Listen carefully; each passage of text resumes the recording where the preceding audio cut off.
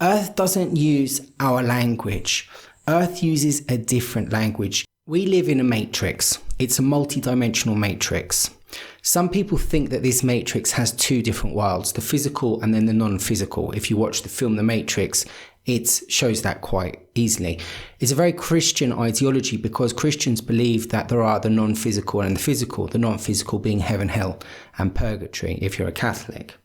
The world, from a shamanic point of view, is more than that. It's a multidimensional universe, and within that universe, there are many, many different levels. And time is something which this physical universe relates to, but outside of this universe, time has different states. It doesn't have to be linear, and in some states it may not perhaps exist at all, but these are ideas that are very difficult for us to understand with our consciousness. Now, what happens in one dimension can affect another dimension. For instance, magic. If you wish to have something happen in another dimension to cause an effect in this dimension, you can use symbols or chanting to do that. Symbols especially, which are physical objects, because the physical object takes on a symbolic representation of something in another dimension. For instance, an atom bomb, if you release a huge amount of energy, it can rip through dimensions. So we have to understand that dimensions are interlinked. There are many of them, and they are things that we can't understand outside of rules that we have in this dimension. Viruses or pandemics can affect us on an emotional, physical, mental, spiritual, religious, military, governmental, police, monetary, business level. They affect all parts of society, all structures of ourselves and psyches of ourselves. Because of the virus, we're going to have huge societal change. This virus is like a social engineering game. It's going to change the way that we do things in the future after we've entered into the post-COVID-19 phase of this experiment. Now, if you take the position that this world is actually also manipulated by otherworldly entities, for instance, Christians believe in demons and angels and gods and Jesus and Mary, and the Muslims believe in devils, and the called jinn, and the Buddhists believe in devils, and there's all sorts of great magical higher consciousness teachers that exist that are helping us, like the Buddhas and the Krishnas of the world. Then you have to sort of think that we live in a metaphysical structure which has a physicality about it. And there is a sort of a war going on between these dual sides. And in order for things to happen, you need to have change. So this pandemic is about change. Change is coming. When change comes, it's a very fragile time for the people, the bad people, bad entities that want the change to happen. Because if the good people or the harmonious people realize what's happening, they can stop that change, or they can change onto a different parallel stream. In order for these bad entities to have a time of change, which can be a vulnerable time for them, they need to make sure that the people are very well programmed. And that is what they've been doing through education, religion, police, and government and society for as long as we can go back in history. At this moment in time, there is a fantastic opportunity for us to change if we can see what's going on and if we have the gumption to make those actions. Earth doesn't use our language. Earth uses a different language. We believe as humans that our language is one of the best that you can get because we can understand and communicate with it. And because we don't understand what animals say, we think that they don't have the ability to communicate in the same way that we do. This makes us very arrogant, and it makes us think that there aren't other ways which can communicate with us. If you have an entity which is hyper intelligent and can understand things on multidimensional levels, how would it speak to us? Would it have the capacity to speak to us in a way that we could understand? If we wanted to speak to an ant, which we think is a lower consciousness than us, is it possible for us to speak like an ant? Although we might be able to manipulate the ant, is it possible for us to have a conversation, or a conversation on the level of an ant if an ant has a conversation? So you have to think, if the earth is a consciousness, which I believe it does, how would it speak to us? And the world does have its ways of speaking. For instance, shamans, which are the old types of priests, they were the intermediaries for the psychopomps, if you like, for the earth and for the community.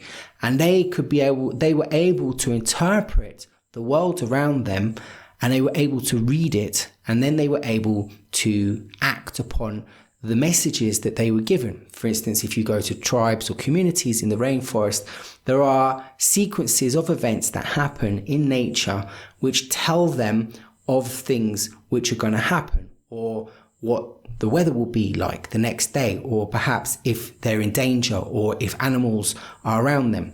So they have an ability to communicate or to understand the nature around them in a way that connects them and keeps them safe. Something that we can't do anymore, because we have lost our connection with nature by becoming citified, gentrified, and going into the city in droves and taking up technology, because the war at the moment that we're seeing is actually a war between technology and nature, because our want for technology is actually polluting and destroying nature. In the world recently, there's been a lot of flooding.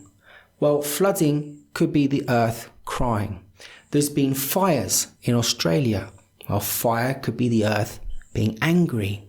And now at the moment we have a pandemic.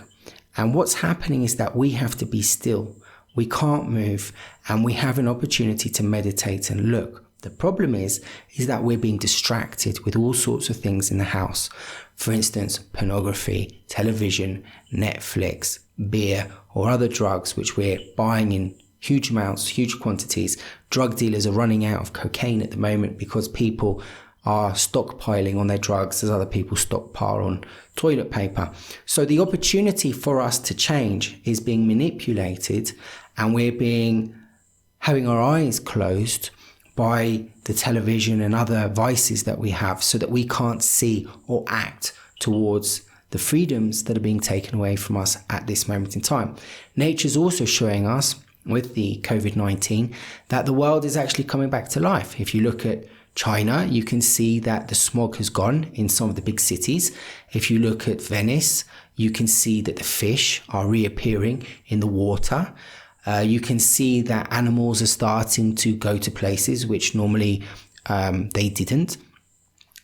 We're actually understanding that the world is better without us there. Now, you might say that, well, somebody started the fires in Australia, or it was something to do with something that the waters happened, or COVID-19 was a man-made disease, and it's got absolutely nothing to do with Mother Nature. As I was saying in my first point, interdimensional things don't work in the same way that we understand, and coincidences are never coincidences. Coincidences are things which are done or planned in other dimensions, which appear to us as a coincidence, but are for other things something else. I also explained that something in one dimension can have an effect in another dimension. Not all laws are the same. We live in a duality. Duality doesn't exist throughout all the dimensions. Duality is good and bad, but you might be able to get to a point where a spiritual entity is beyond good or bad.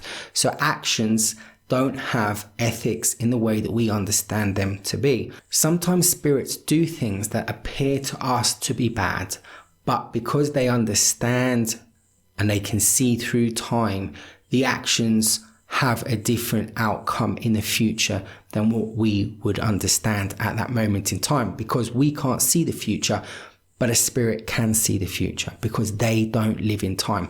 Therefore, an action that they do to us might appear to us to be bad, but might have a beneficial consequence to humanity. So, for instance, if humanity was slipping into enslavement and ignorance, and you needed to wake humanity up, and the only way to wake it up was to make humanity stop, think, and listen, then putting a virus into humanity might be quite a good way of doing it. And if that virus was put into humanity through somebody, then those energies and spirits can manipulate that person to think that what they're doing is good or to want to hurt humanity, whereas actually what's happening is that their actions are having a much greater action on levels that they couldn't possibly understand. However, it doesn't mean that what that person has done is good and they still need to pay for that action. But the rules of spirits are not the rules of us, and we get judged on the laws of the dimension in which we abide. As these changes start to take place in society that we're seeing, it's an opportunity for us to take control if we can wake up out of the sleep that we're in at the moment, to decentralize power, decentralize the power of the banks, the government, the religious institutions, not to have one single entity that tells us what to do, to have more autonomy over our lives, to be king of our lives, to think for ourselves instead of being told what to think, for us to become responsible instead of having laws that make us abide by a system which looks as if it's responsible. Nature gives us more freedom than the government. But if we don't respect that freedom is taken away from us, which it has been. And we don't notice the freedom's been taken away from us because we're too busy in front of television watching Netflix. Freedom, it is free, but it comes at a cost. And if you don't understand that, that's part of the game.